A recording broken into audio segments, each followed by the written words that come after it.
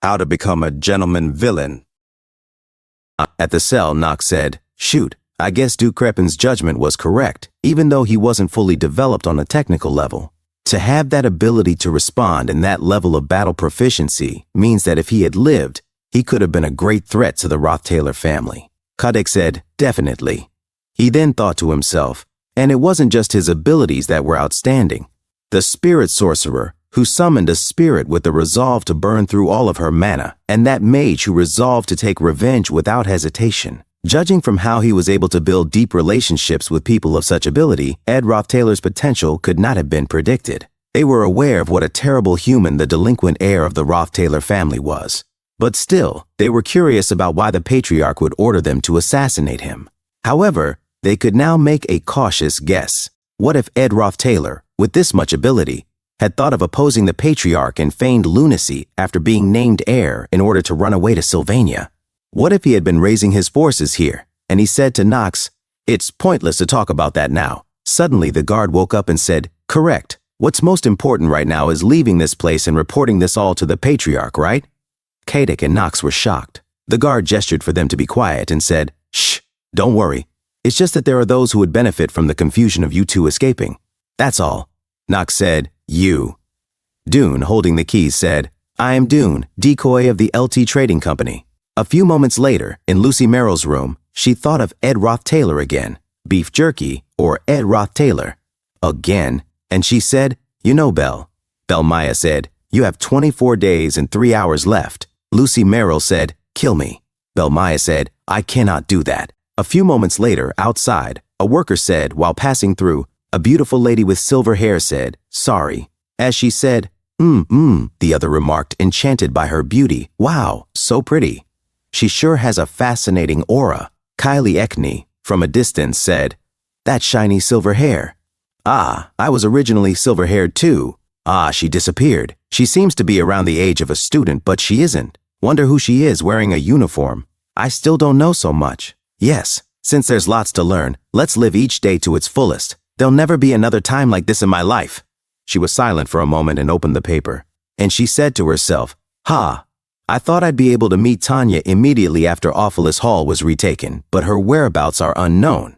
I was surprised when I heard that she was one of the student council president candidates in the Academy newsletter, but it's a relief that she's at least safe. What was really shocking was that third year Ed had passed. The vassals of Roth-Taylor, the family that excommunicated him, are the likely culprits. The scenery of that hut during that winter blizzard, and the sight of Ed that made me think of the meaning of freedom. It was a feeling I can still recall like it just happened. But Tanya, my first friend at this academy, is being named as one of the culprits who had a hand in his murder. I believe in Tanya, but with the news that the vassals escaped prison, a girl on a bench said to her friend, "How could she think of killing her own brother?" Kylie Ekney said to herself. The opinion of her within the academy is getting worse.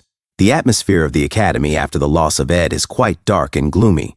As Sylvania Academy Principal Obel Forcius said, It's an incredible amount of work, but in the end, it's related to Ed Roth-Taylor's death. I'd like one professor to take on the responsibility and get it done. Someone who knows a bit about Ed Roth-Taylor and has interacted with Clebius and with Lucy. Is there no magic faculty professor like that?"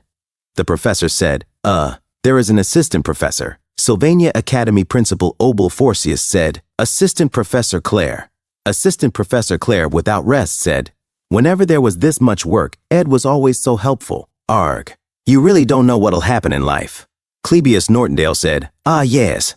Assistant Professor Claire looked at Anis Halalan and said to herself, Anis has also stopped talking.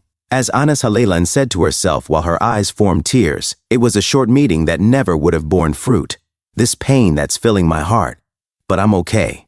I can still see Ed glimmering in my vision, but I'll endure it somehow. However, Janica was the one who testified on the real culprit behind Ed's murder case. I'm having such a hard time. But Janica, she must be suffering even more than I am, right? As Janica Failover said with joy, I'm going to try curry today. Anis, you're good at cooking, right? What do you think? It's hard for me to control the fire, so I wanted to do something that I could just keep on medium heat for a while. I'm used to cutting up the ingredients, but I'm a bit scared to try a new dish.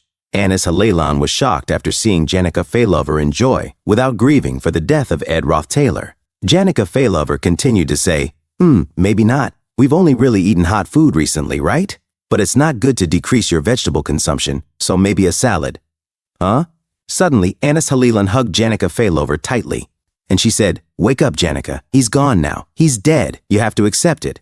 Janica Failover, sweating, said, "No, so." A wind spirit said, "Lady Janica, is this okay?" Janica Failover said to the wind spirit, "Shush!" as Anis Halilan shouted at Janica Failover while crying. A few moments later, Ed Rothtailor said, Janica Failover said Tanya returned to the academy on her own. She'd been hiding at the royal dorms, but it seems that she's been actively cooperating with the investigation to prove her innocence. Princess Phinia decided to officially support Tanya, so some of her support has returned. Wow, the shirt is so clean, but there are way more people from the academy who support Lortel, as Janica Failover cleaned Ed Rothtailor's clothes and underwear like a true wife. As the students shouted, "Economic President Lortel of the common people." Janica Failover continued to say, "The candidate registration isn't even over yet, but the energy has completely shifted over to her." But when Lortel came to the cave, what happened? Her hand trembled in anger. Ed Rothtailor suddenly looked shocked and looked at Janica Failover, as Janica Failover's hand stopped trembling, and she said, "I know it's none of my business." But at this rate, Jix Effelstein suddenly arrived and said, "Lortel will become the student council president. I came because of my promise with Ed, but it seems Janica was here too." Janica Failover said, Jix Effelstein said, "It doesn't matter if Lortel becomes president, but Kadek and Knox have escaped, so the rumors that Tanya murdered you are growing stronger. I went to the royal dorms after Princess Phinia called me, but because you've put your life on the line in your own way, I can't testify for Tanya either. What I want to say is that Tanya is in really bad shape. Tanya, who has been close with the top students as your younger sister, is someone who'd receive attention even if she wasn't a first-year student council president candidate. But now that she's being framed as someone who killed a family member, she's currently being suspected by all the students in the academy. She'll soon stand in front of everyone once the student council president candidate registration period is over, but it doesn't look like she'll be able to handle it any longer." Ed Rothtailor said. "Yeah, you don't have to say anything else." Ed Rothtailor said to himself, "Right now, it's Act 3, Scene 2, right before the election." Episode 3, The Failed Swordsman of Sylvania, Student Council President Election.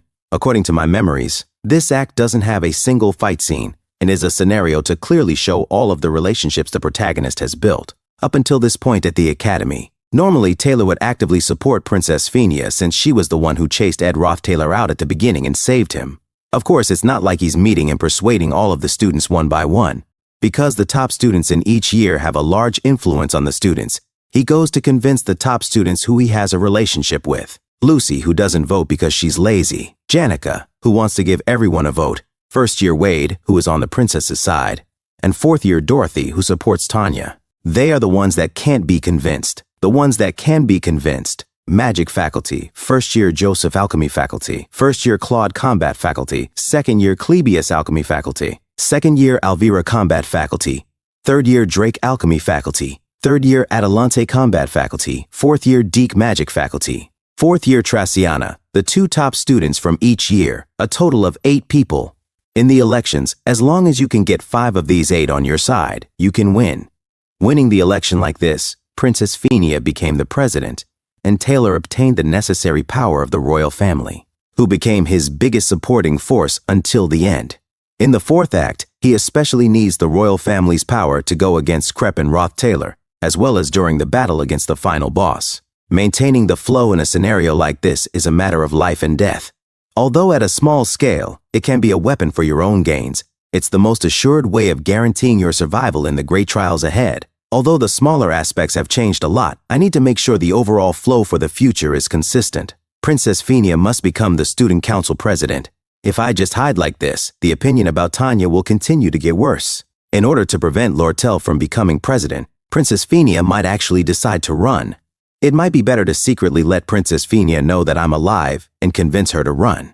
Convincing all of the top students I have connections with to stir up the pot. Regardless, until the registration period is over, there are still a lot of ways to turn Princess Phinia into a candidate. But then, what about Tanya? Tanya, who was supposed to become a one-time villain who disappeared later, has now become a murderer because of Ed Roth-Taylor. Because of me, she's now experiencing an overwhelming ordeal that wasn't originally in the scenario. I need to choose between Tanya and the scenario. Jake Cephalstein said, "You seem worried." "Well, it's a shame, but should we cancel today's plans?" Ed Roth Taylor replied, "No, it's fine, let's begin."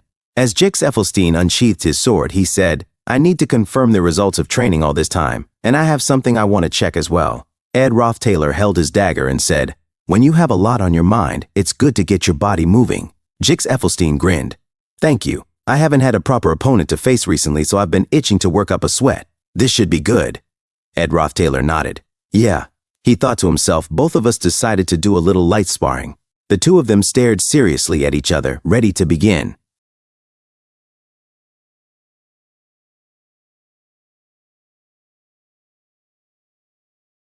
Thank you so much for watching. That's all for now. If you enjoyed this video, please give it a thumbs up and consider subscribing to help me grow my channel. Your support means the world to me. Don't forget to leave a comment below. I love hearing from you. Let's keep the conversation going and get those analytics buzzing. Until next time, take care.